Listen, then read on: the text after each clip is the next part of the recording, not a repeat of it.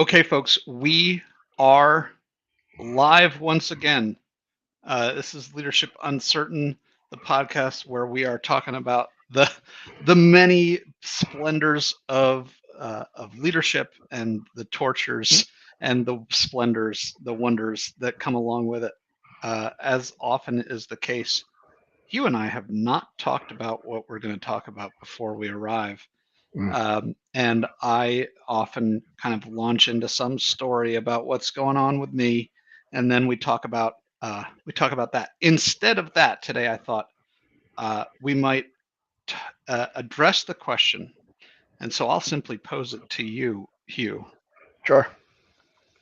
What's a leader responsible for anyway? Ha! Ha! Ha! Whew. I'm What glad is that this job? I'm glad that you have started us off easy. This is Yeah, probably, arguably, one of the most challenging questions we have available to us. yeah. Um, well, here goes. I was actually listening to a talk that was an interview between a fellow by the name of Anderson, is his last name, and a spiritual teacher called J. Krishnamurti.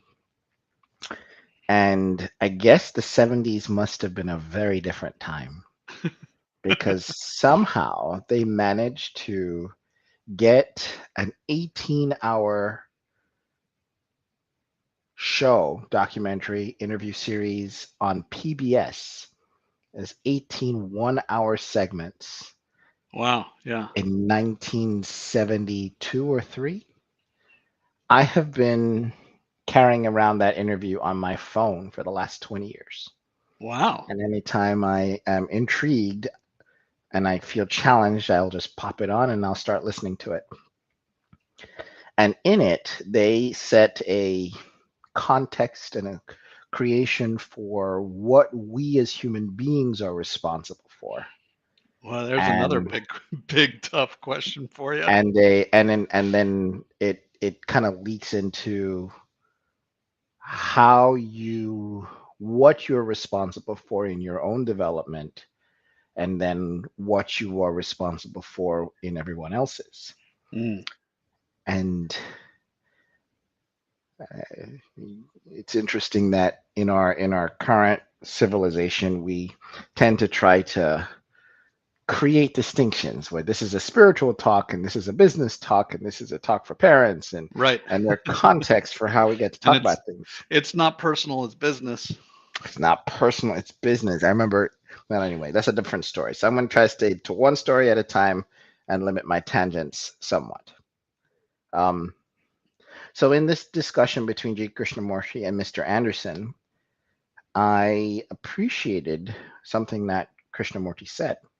He said that the individual, if you look at the definition of the word individual, it suggests that the particular entity that is this human being can no further be divided and so Mm, is whole because it is an entity that is indivisible, but that is not the case with people today. And it's interesting that things he was complaining about in 1972 are crime and pollution and a world that's in disarray and politics and all these things that were messy. I was like, well, he could be here. He died in like 1978 or something like that, but he could be just as relevant to last week as it was to whatever was going on in the early 70s. And what he said was, but people truly aren't whole in general. They mm, are fragmented, they are confused, and they have many different objectives and priorities. And then he said, when you find yourself in a place where you are whole and at cause, I'm now paraphrasing, free license, You recognize that you are responsible for the world.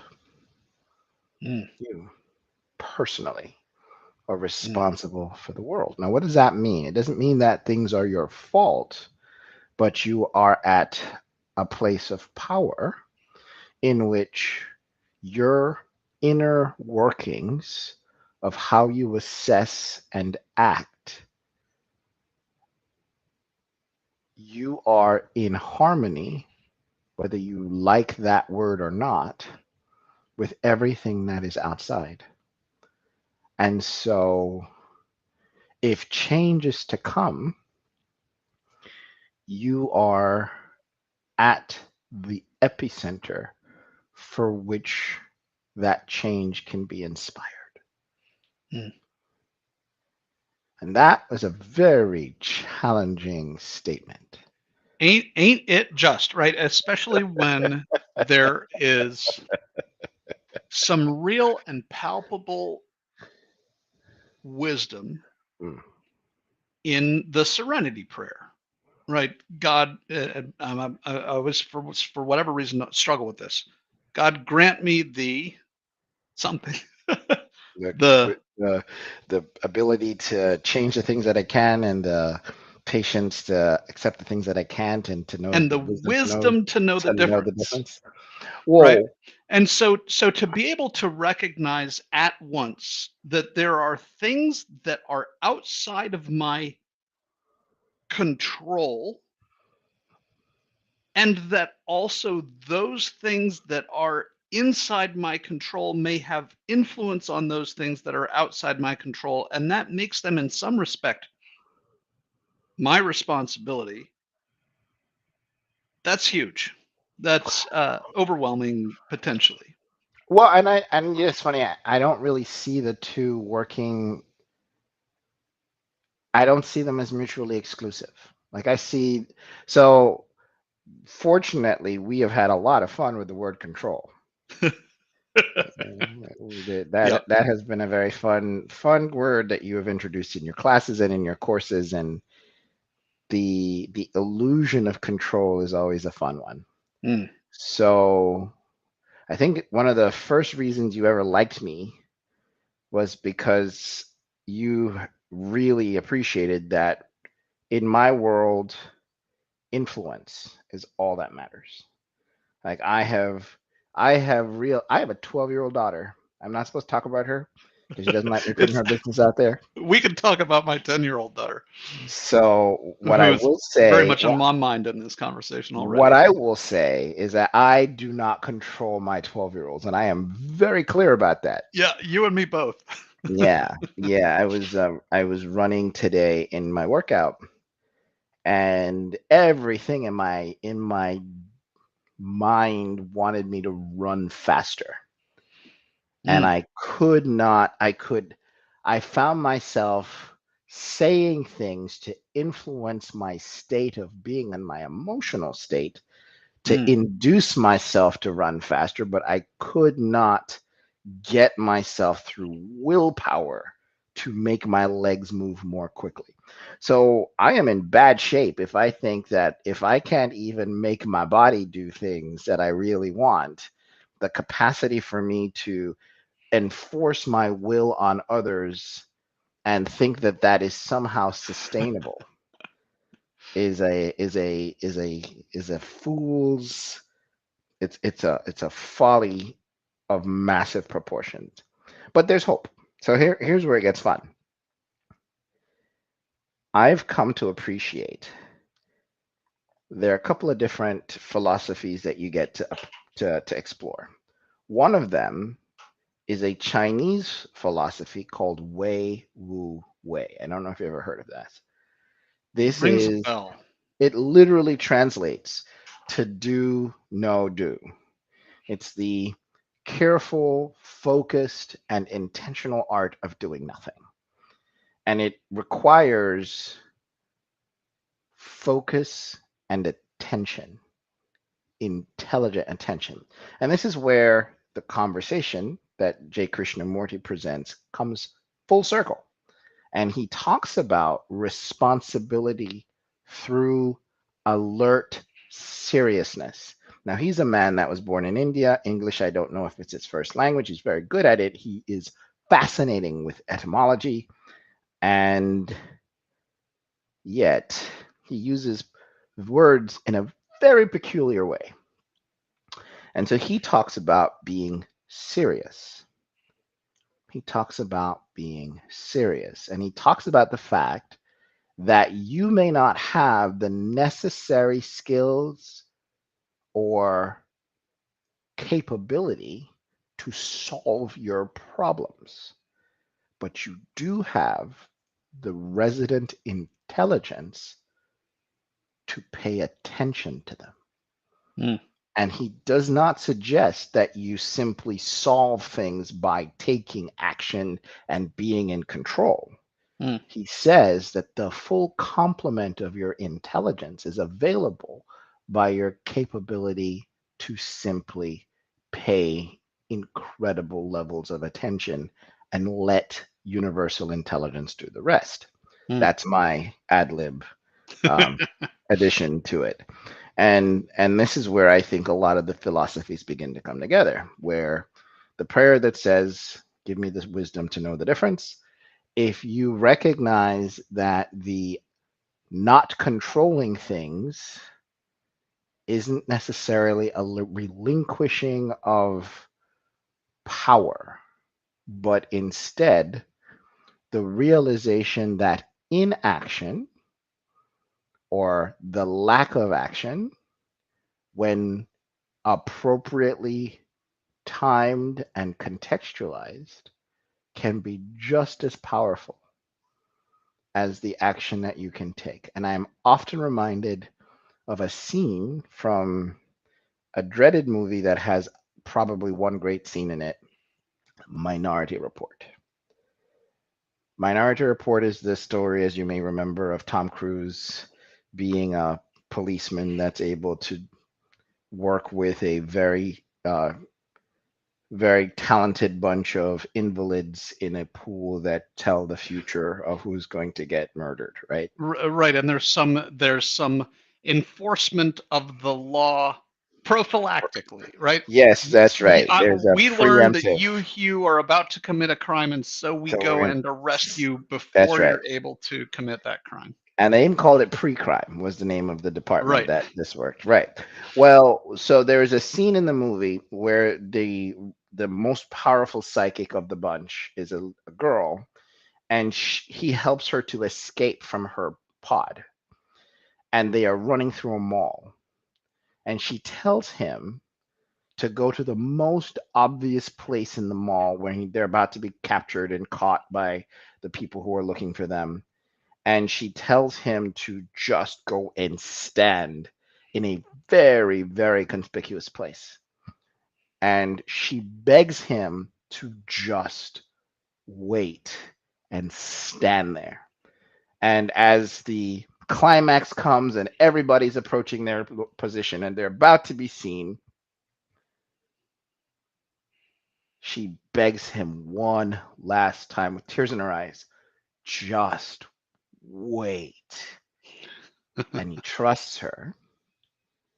And at the exact moment, a bunch of balloons get released that Mm. block exactly where they were standing from the visual cues of any of the people that were searching for them. Just long enough for them to turn around and walk away.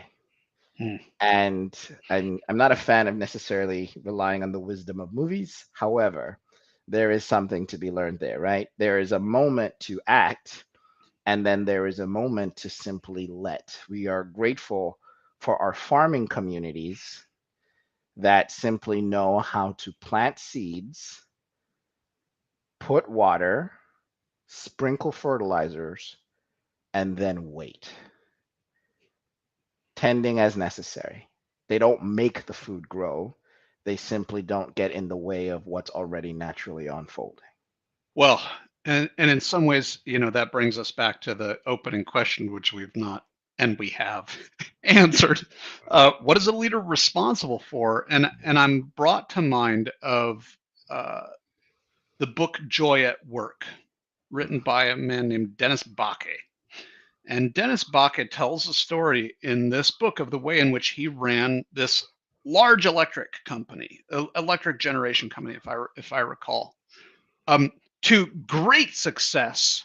In large measure, the philosophy of his leadership was to push decision making down. So his job as a leader, as he saw it, was not to make all of the decisions, but rather to create the environment in which others were making good decisions. Mm-hmm.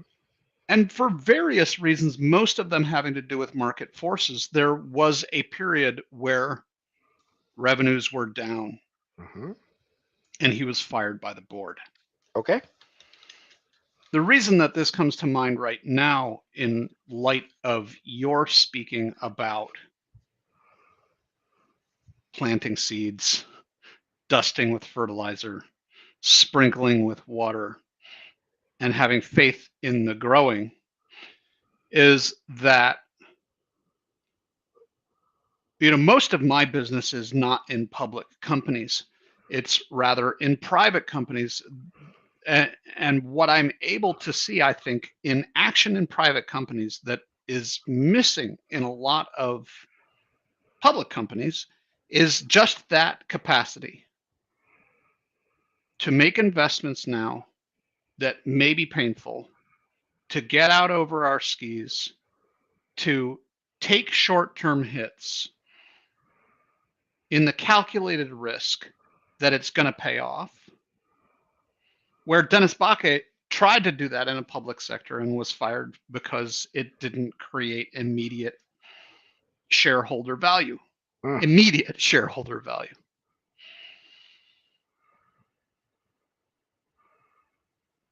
As you're talking, I remembered that I read the Tao Te Ching a few years ago. That has a number of really intriguing Lao Tzu quotes on leadership. May I share some of them with you? Of course. So here's one. The best leader is one whose existence is barely known by the people. Mm. The next best leader is a leader who is loved and praised. The master leads by emptying people's minds and filling their cores. Mm. True leaders empower without seeking recognition. Govern a great nation as you would cook a small fish. If you don't trust the people, you make them untrustworthy. Oh, I love that sentence. Keep going. This one is my favorite. This is the one I thought of as you were talking. The master doesn't talk, he acts. When his work is done, the people say, amazing, we did it all by ourselves. Mm-hmm. That is my favorite. That one is wonderful. And I want to go back to the one that I exclaimed about for a moment, because I think it's so important. And I'll tell a couple of stories that I think are relevant. Mm. As you know, Hugh, and as some of our listeners may know, I'm a theater director by training and by history. In a past life, I was a theater director. And I talk sometimes still about casting people into the role that I hope that they will occupy. Mm. And when I have had a particularly difficult time as a customer getting what I need or want from customer service, I call, I speak to you, Hugh, I don't get what I want. There are times when I will hang up and call back. Hope that I get somebody different a second time. Sometimes I remember this and do it the first time I call. So the first time I reach you, I do this casting behavior. I always do it at least by the third time. Okay. Whoever it is that answers, let's say Nancy answers, and she says, "Hi, this is Nancy. Thank you for calling. How can I help?" I say, "Oh my goodness, Nancy, I'm so glad I got you. You sound like just the person I need who's going to help me with this problem. You sound so reasonable and warm. I'm sure this is going to be fantastic. And Ah, Nancy then uh, it never it never fails that I can hear the smile in their voice when whatever mm, is the next response. mm. And I have created for them not the expectation that I am going to be difficult to work with, but that they are the answer to my prayer. Mm. May Eh, I keep going? And then I have something to share with you. The parallel for me with this and the quote from Lao Tzu that you just named, remind me what it was that I exclaimed about. If you And don't trust the people, you make them untrustworthy. yes. So when I was in high school, I was at a parochial school, 24 people in my graduating class, very small school, Mm, expectably ethical, honorable people, right, in a religious school. sure. And in all of our classes, very nearly, we received the message: do not cheat. We will be watching you like hawks. If you cheat, you will fail. And indeed, they did watch us like hawks. And so we cheated. All 24 of us, I'm sure, cheated. It was the nature of the game they cast us in. It was the nature of the role that they cast us, and we were the mice, they were the cats. Let's play. By contrast, when I got to college, a much bigger environment, many more people, I spent 4 years in college, never, not once, saw anybody cheat. Mm, And here was the difference in the game they set out for us. By policy, professors were not permitted in the room while we were taking exams. They showed up, they gave us the exam, they took a moment to see if we had any questions, and they left. And then on our exam, we simply essentially had to pledge, I've neither cheated nor helped anyone else to cheat during this exam, and mm. sign it. And Rising to that the was the level of environment. expectation. Sorry? Rising to the level of expectation. Exactly right. Mm, Rising to the level of expectation, and also wanting to conform to my own word that as a matter of integrity, I have said that I will not cheat and that I have not cheated, and so I will not. I love it.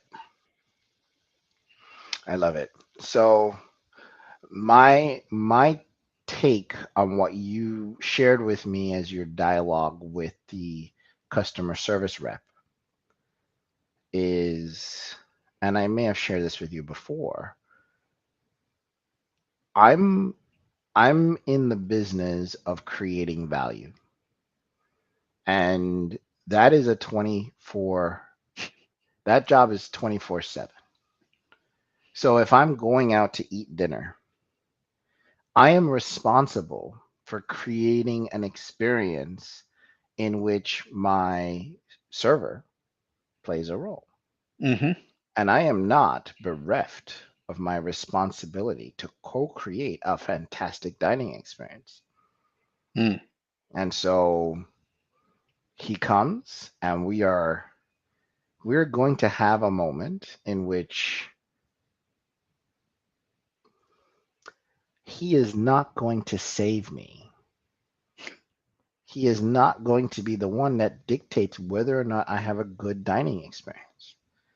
That is not his responsibility. The money I pay for meals, for services, my employees, the money I pay isn't a transaction, or rather, let me be more responsible. It can be a transaction, or you can make it so much more. I look at every time I spend $1, I'm buying an option. I am buying an option to control a certain amount of attention for a certain amount of time for which I can also create, co-create. I was in a sales call yesterday. One of the best sales calls I think I've had in a long time, probably ever. I don't know. We'll see. But I was talking, and the work we do can be very dry, but people love our sales calls because the way I think about them, they are now listening to a conversation that's been in progress for the last 7 years. Hmm. They are witnessing a show, and this is a show that they don't know that they've been enrolled into a revolution. They may be thinking that they're getting sold at. No, they are part because of what they want and why I do what I do. They are enrolled in a much bigger story. And they just get to figure out how they want to play with us or by themselves. It doesn't matter to me. Anyway, in this meeting yesterday, we were talking, and there was a particularly interesting lady who was a little abrasive, and she had a very sharp wit. And I knew I liked her. I knew I liked her. So at the beginning of the call, I said, based on how you have presented the information today, you have become my favorite person of the day so far. You're doing well. And she found that hilarious. But later in the call, there was another fella that was on their technical team, and he posed a really interesting question. I answered it, and he assured me that the way that he was going to be engaging us would not create any additional stress or create a potential Hmm. risk scenario that I was uh, concerned about.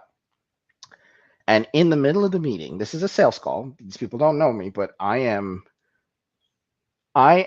convinced that we are responsible for creating value, connection, kindness, leadership, relationship, and an avenue for creativity. That's the Dan Sullivan model. And so I said to him, I've already pledged my love for the day to Eileen. I've already pledged. You can't now be my favorite person of the day. It's already taken. And so when I said it much funnier in the moment, I don't really retell these stories that well sometimes, but I said it to him, and the entire meeting just cracked up. They could not believe that was what was said, and it was because I understand that we're selling services. I get it. Yet, I'm sorry. I'm going to have fun. I'm going to enroll you. You are going to have a memorable conversation. And even if you don't write us a check, you're going to learn something. You're going to be able to be heard. You're going to matter. And at the end of it, we can make magic together, or we would have already made a little magic together. It doesn't really Mhm. matter. And I realize in that moment, that's one way that leadership can be expressed. It's not just huge initiatives that we bring to life. It's it happened this morning. There is a lady that is simply a ball of sunshine. She makes everybody's day better. And while I was out there suffering with my running, she looked over at me, and she was behind me, but she looked over at me and she said, Hugh, you're dragging your feet. Didn't Mm. say anything. She just said, Hugh, you're dragging your feet. And when she saw me again, I was lifting my feet as I was running because I really appreciated that she's in the middle of this terrible workout and she has the presence of mind to try to take care of me Mm. And and the give me generosity, a right? The generosity. generosity to critique you, which is a risk. And it wasn't even a real critique. So when she came over later, she was telling me, that it was such a hard workout and she didn't know much. And I said, you're one of the brightest people here. Your Mm. presence is incredible. And then she says, I really don't think about myself as a leader. This happened this morning.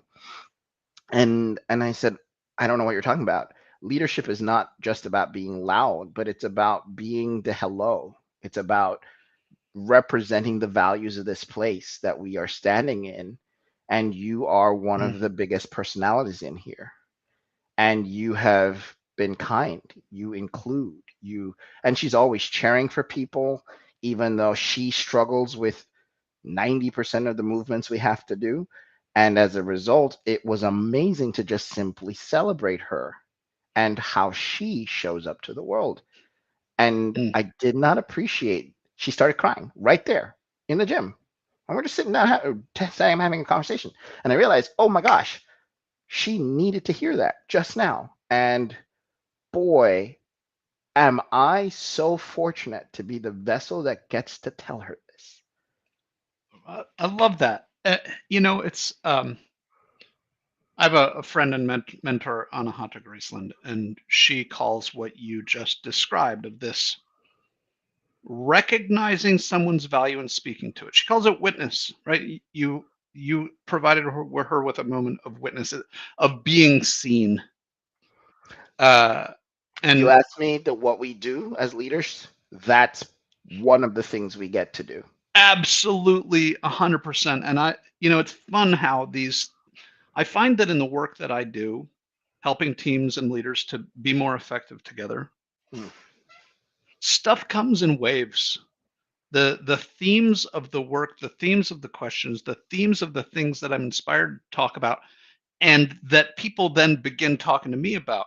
They come in waves, and recently one of the waves has been accountability, Mm. and one of the waves has been, what does it take for people to really believe that you as a leader appreciate them? Mm. And I will never forget the CEO who proudly said at a presentation that I was giving many years ago in front of a room full of people. She said, My people know that I'm happy with them because when I'm not talking to them. Like when I have nothing to say, they know that I'm happy with them. By Mm. contrast, if I'm not happy with them, they're going to hear about it. That was her point of pride. And the truth is that when we are telling people, even, hey, good job today, even that they don't hear, recognize, believe, or at least retain. It takes the level of specificity that you're just talking about, saying this behavior that Mhm. you just engaged in, this one right here, let me recall you to what you did. That behavior has this impact, and I'm so grateful that you're here to exhibit that behavior so that we can enjoy the impact. Yes. And then even putting it in writing. There is something about having an artifact that is just tremendously powerful in a way that no dialogue ever can be. You just triggered another answer to the question. What are leaders responsible for? I guess the first answer that comes to the mind after all of this is whatever's next. So, and it's funny that this is the question you're asking me today, because on two separate fronts, there are organizations to which I belong that are asking me to step up. They are simply saying, hey, there's a vacuum. We want to include you, even though I have very vocally, visibly, administratively, logistically removed myself. They are seeking me out and they're saying, hey, we need help. Mm. And you're the person. And in another life, I would be up and hear my language, wasting time. Oh my God.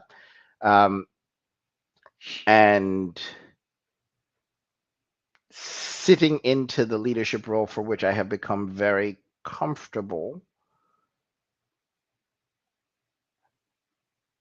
And yet, knowing when not to be the leader is also going to be an interesting skill that I explore now. Mm. because the right answer to them in this season of my life is no. Mm,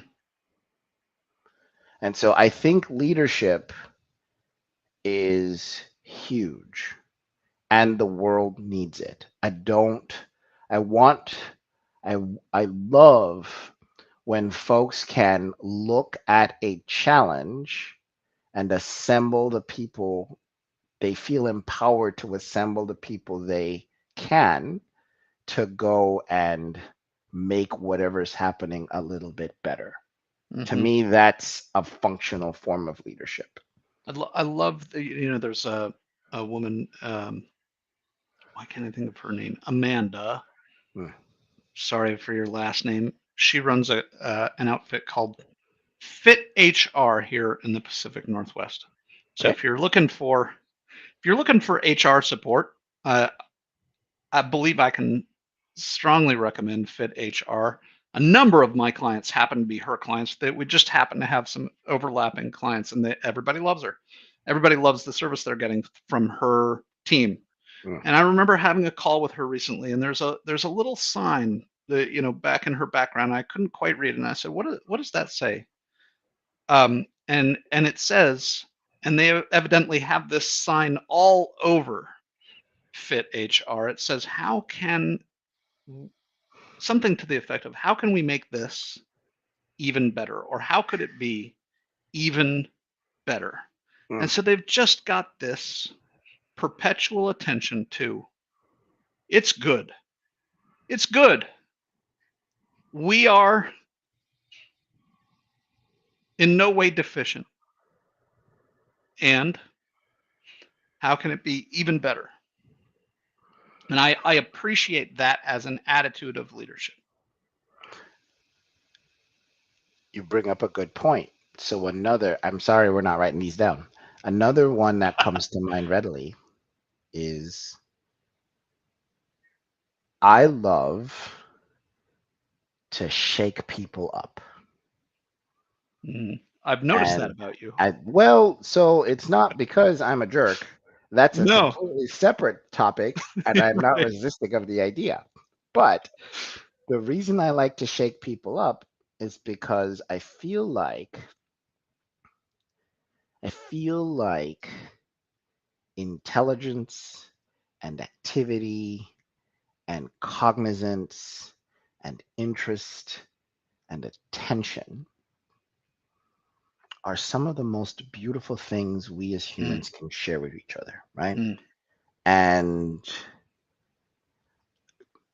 it's so I love having interactions that cause people to feel themselves, to feel, oh, I'm awake. Oh, mm, I have thoughts, I have curiosities, I have what did he just say? What is happening right now? There's some level of introspection, there's some level of intrigue, and as a result, I like to challenge people because the next part of that is it is hardwired in me to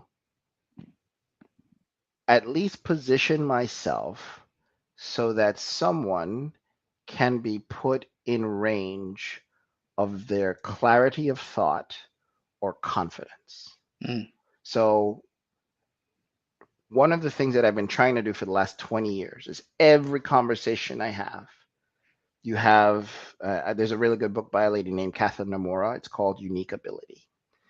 And in it, she talks about a couple of behaviors that you are hardwired to do. And those things, if you can align your work life and your capacity to make money so that you spend 90% of your time in every domain doing those two things or one thing, you'll be unstoppable with respect to earning power. There will be nobody on the planet that will be able to compete with you in that whatever that domain is. And I learned 25 years ago that my unique ability is that I do two things. I clarify thinking and I inspire confidence. mm, It doesn't matter if I'm talking to the lady at the supermarket or I am on a call, or I'm talking to my friends, or I'm talking to the PTA, or I'm talking to a business, or I'm talking to my employees. Those are the two things that just kind of naturally show up. Mhm. And where I have put myself in places where that has not been able to be monetized, I have suffered because I'm going to do it anyway.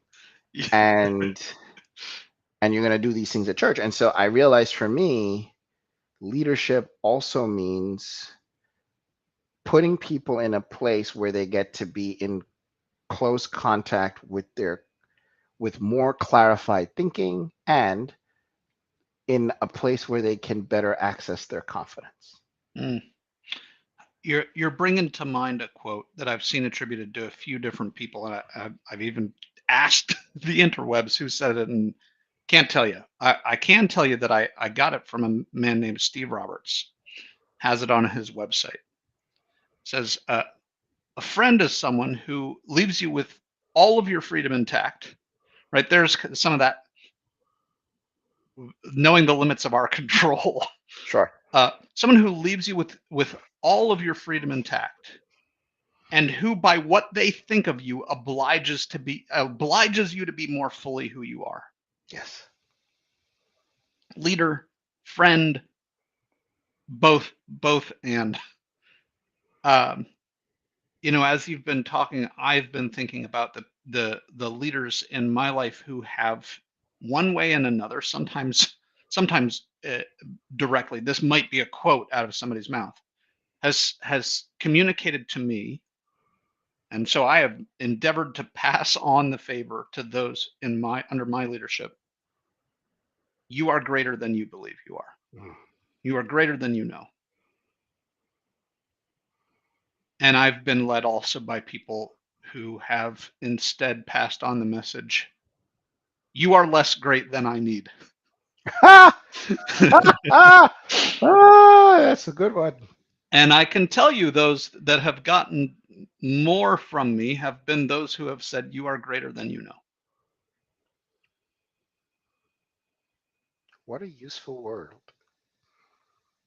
I have had my fair share of you are greater than I need. And that's, it's funny. I have learned in this area of my life that the probably the most valuable skill I have at this point is staying tuned. Just stay Staying tuned. tuned. So stay tuned. Yeah. Just stay tuned. So often we are ready to assess. The story is done. This is how it Mm, is. And yeah. and I'm finding out, just stay tuned. See Mm. how things unfold. That We're reminds me. we're No, you go. such a rush to judge and to know that it worked. I've come to appreciate there have been time I've come to appreciate this, and part of I would say being a leader as well is recognizing that achieving your goals and achieving your objectives, though incredibly important, if only garnered and focused on, can rob you of so much value. And I'll clinch the point with this. Part of my job has been to be a space where chaos comes to die. It has been to be a space where, regardless of whatever you have come to me with, Mm. there is a path in which oxygen and sunlight will continue to be provided. Because I don't know if you know this, but there are times where people that are in our lives and that we love sometimes forget that oxygen and sunlight can be found on the other side of tragedy Mm. or calamity. Hmm. And part of our job as leaders is to hold perspective to not make them wrong, but also to preserve perspective that suggests the world will spin, we will take action, That action will be neutral. We will do our best, and the chips will fall where they may. What are your thoughts? I got a lot of thoughts that are kind of swirling. Uh, one of my thoughts is I think our listeners, some of them are really probably delighting in our conversation, and some of them may be very frustrated and a bit and Why don't these guys uh, just talk straight already? Huh? right. It's like I wanted to know what I'm responsible for. Yes. What's my And responsibility? those listeners who are most like me are both delighted and frustrated at the Love it. same time. Love it. Um, the question of what we're responsible for as leaders, I think part of it is dependent, right? Are we talking about the behavior of leadership, the occupancy of the character of leadership? That I think we've done a pretty good job of handling that, Okay. in some ways. Then there's, you know, what is the what is the job? If we've got a board of directors, Hmm. there's a job there too, right? That's not so esoteric as the conversation that we've been having. I don't think our And conversation is esoteric at all. I take offense. I take am I going firm to have to look up offense. esoteric? Well, we can if you like. Yeah. So, well, here's the rub. You said leader. You didn't give it a title that was necessarily a role or a Very job. deliberate. Very deliberately. Because I would tell you that if we do it right, anybody in an organization who has a problem or a challenge and a fair amount of empowerment or gives themselves that can operate within the constraints of their function to demonstrate leadership. I'm with you, as I'm sure you were aware. Yes. 100%. Right? If you have the capacity to influence others, then you have the capacity to be a leader in any moment. And, it's funny. In the Air Force, well, for Air Force cadets, they teach first the 5 principles of followership before you can learn to become a leader. And I Oh, remember those interesting. from 30 years ago. There are 5 of them. It's Salyut, right? So it's self-respect, attitude, listening, integrity, and respect for authority. Those are the 5. Um, I don't know if I necessarily believe that now that I'm way older and a little bit more Hmm. hopefully wise. What I tell you though, there is something to be said about going through them because those elements of followership give us the underpinnings of what makes a person able to be followed. So Hmm. we start with the first one, which is self-respect. So the idea is that you or self-discipline rather, sorry. So you are able to Hmm. do things without supervision and or nagging. Like you're able to self-direct your activity such that can do that which is expected of you with minimal supervision. Uh-huh. Then there is attitude. And attitude is effectively someone who is the attitude that is implied, just the word alone is not enough, right? But the word implies that you show up from a, I'll use a neurocognitive um, training word, from a physiology and mentality of success. So the idea is that you are not necessarily optimistic, but you are positive. So you simply see possibility and you are encouraging of others Mm-hmm. and you are attuned to the potential for creativity. Folks who don't tend to be attitudinally aligned don't access those things. Then there is listening. So the idea is that I don't actually have all the answers. How about that? Well, and what's become amazing in my business is my answers are actually not usually the best anymore either, How fun. which is a blessing unlike any that I've received before. The the fourth one is integrity, which means clearly in this context, if I tell you or commit to something, or if there is something that we can appreciate as truth, I know this is a, an unnecessarily controversial topic at this point in time, but here we are. Yeah. Then the truth is what is going to be with us. I had a moment where we realized that we sent a customer an inappropriate invoice. Mm. One of our tech people did a calculation on their data. It was an incorrect calculation, citing something they thought I said, and that was not the case. But here we are. I am responsible. I am responsible. And so we found out that the salesperson, the sales assistant, created the invoice, and we reached out to the customer. We presented the information that we found. They trusted us so much that they approved the change and Mm. approved the invoice. The invoice was sent, and then we discovered in another meeting, hey, something's wrong with this.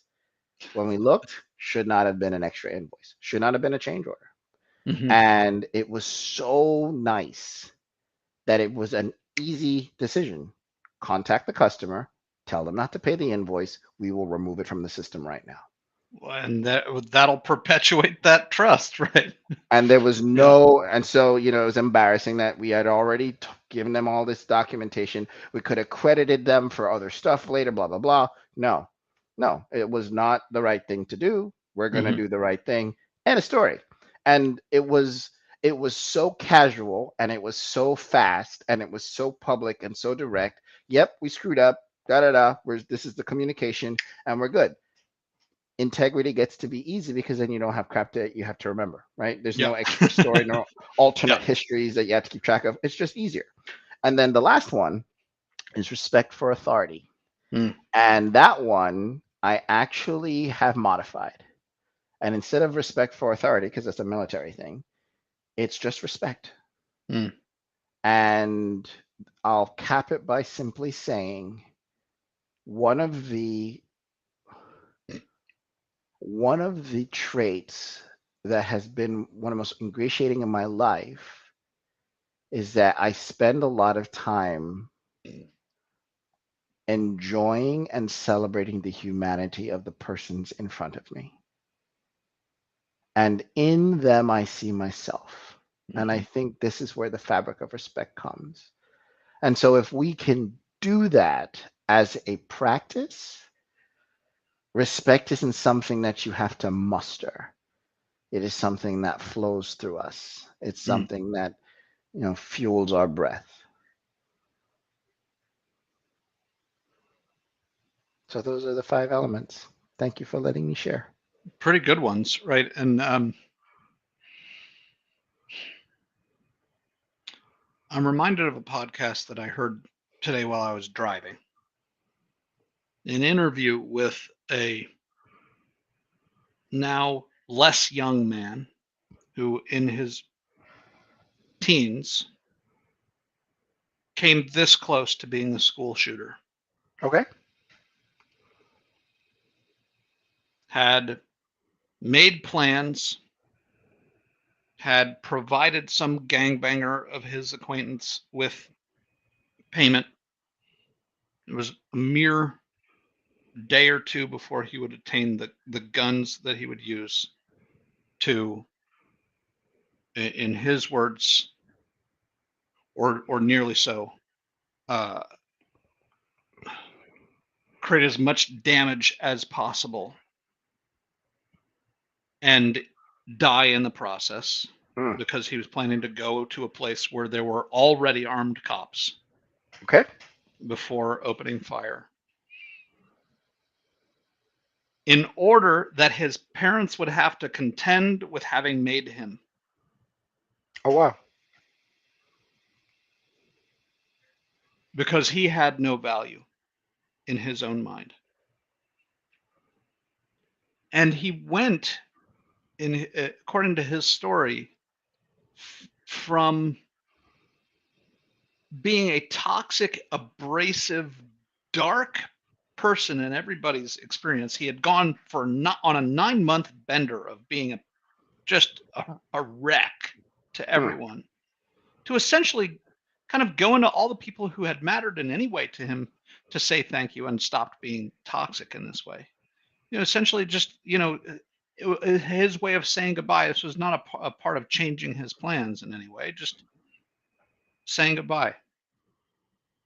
Thank you was his form of goodbye. And he went to, I think, last his friend's house, maybe conceivably his only real friend in the world. And by the time his friend came to the door, he was sobbing,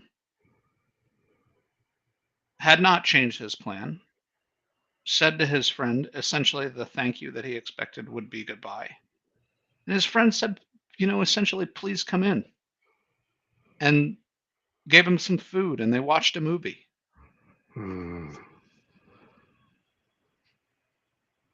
I was so touched by this story because in that simple kind of, you're here, come be with me. He got a little bit of that reflection, that witness that we were talking about earlier, and planted this little grain, this little tiny crystal of I do have value, and his plan evaporated. You are greater than you know. Well, that will be the theme for the week. I have truly appreciated being able to do this reflection with you, my friend. Right back at you. Yeah. Real pleasure. And I'm grateful too that you've been that for me. You've been that message for me. You are greater than you know.